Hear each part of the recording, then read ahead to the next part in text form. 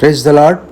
దేవుని ఘనమైన, మహోన్నతమైన, ప్రశస్తమైన నామమునకు మహిమ, ఘనత, ప్రభావములు కలుగునుగాక.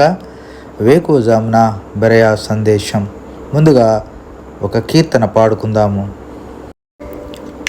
దావీదు సింహమునెదిరించి, దావీదు సింహమునెదిరించి ధైర్యాన్నా చీల్చినయప్పుడు, ధైర్యాన్నా చీల్చినయప్పుడు, గొల్యాతును హతమార్చినప్పుడు, గొల్యాతును హతమార్చినప్పుడు, సౌలు చెతరమాబడినప్పుడు, సౌలు చెతరుమాబడినప్పుడు తోడుగనున్నాడు. దేవుడు మనకు ఎల్లప్పుడు, దేవుడు మనకు ఎల్లప్పుడు తోడుగనున్నాడు, తోడుగనున్నాడు, తోడుగనున్నాడు.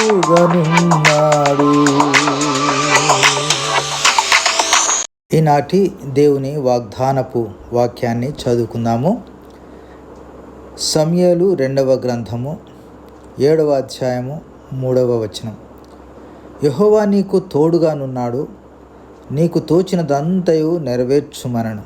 ప్రభునందు ప్రియమైన దేవుని ప్రజలారా, ఈ వాక్యము నాతాను ప్రవక్త దావీదుతో చెప్పినటువంటి మాటలు.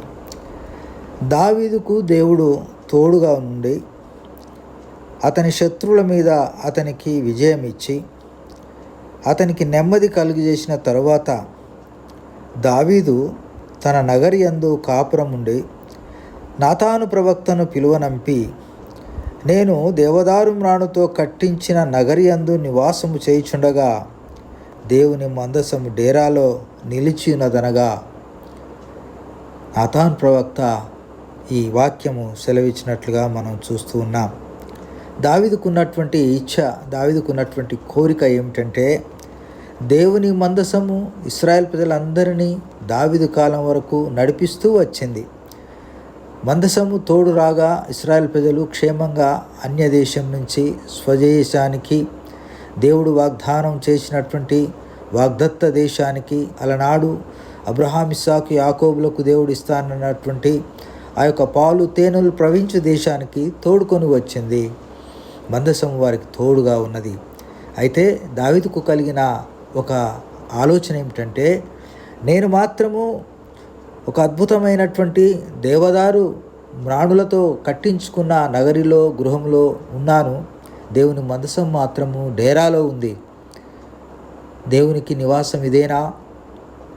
దేవునికి ఒక గొప్ప మందిరము కట్టాలని తలంపు కలిగిన వాడై నాతాను ప్రవక్తను పిలువనంపించి ఆయనను సలహా అడగా చెప్పినటువంటి మాటలు ఇవే. యెహోవా నీకు తోడుగానున్నాడు, నీకు తోచినదంతయు నెరవేర్చుమనను.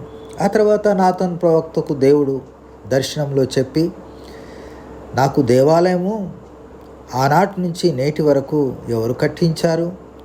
నేను వారిని అందరినీ నడిపించలేదా? అయితే దావీదుని నేను గొప్పగా చేశాను, గొర్రెల దొడ్డిలో నుంచి తీసుకొని వచ్చి మహారాజుగా చేశాను.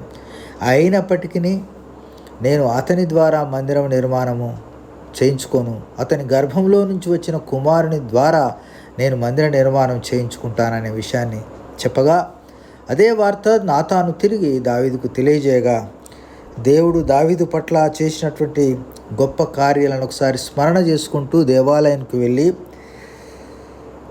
దేవుడు అతని పట్ల చేసినటువంటి గొప్ప అద్భుత కార్యాలని 18వ వచనంలో జ్ఞాపకం చేసుకుంటాడు. దావీదు మందిరంలోనికి ప్రవేశించి యెహోవా సన్నిధిని కూర్చుండి ఇలాగున మనవి చేశాను, నా ప్రభువా యెహోవా, ఇంతగా నీవు నన్ను హెచ్చించుటకు నేను ఎంతటి వాడను, నా కుటుంబం ఏ పాటిదని తగ్గించుకుని ప్రార్థన చేశాడు. దేవుడు గొప్పగా దావీదును ఆశీర్వదించాడు, ఆయనకు గొప్ప సంతానాన్ని ఇచ్చాడు. తన కుమారుని ద్వారా అందమైన, సుందరమైన యెరూషలేము దేవాలయాన్ని కట్టించుకున్నాడు. ప్రియమైన దేవుని ప్రజలారా, దావీదు వలె మనం కూడా దేవునికి ఏం చేస్తున్నాం? ఈరోజు భౌతికపరమైన మందిరాలను బహుగడుతూ ఉన్నారు.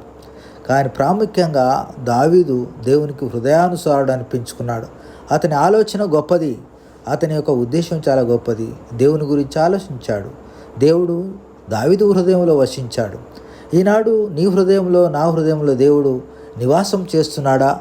ఆకాశం నా సింహాసనము, భూమి నా పాదపీఠము, నువ్వు నాకు ఎలాంటి మందిరాన్ని కడతావని దేవుడు సెలవిస్తున్నాడు కదా. ముందుగా మనం కట్టవలసింది దేవునికి మన హృదయంలో ఆలయం.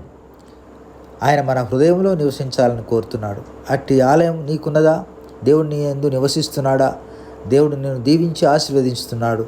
అట్టి కృప, దేవుని మందిరాన్ని నీవు నిర్మించుకొని దేవుని ఆరాధించే బిడ్డగా ఉండడానికి ప్రభువు నీకు సహాయం చేయునుగాక.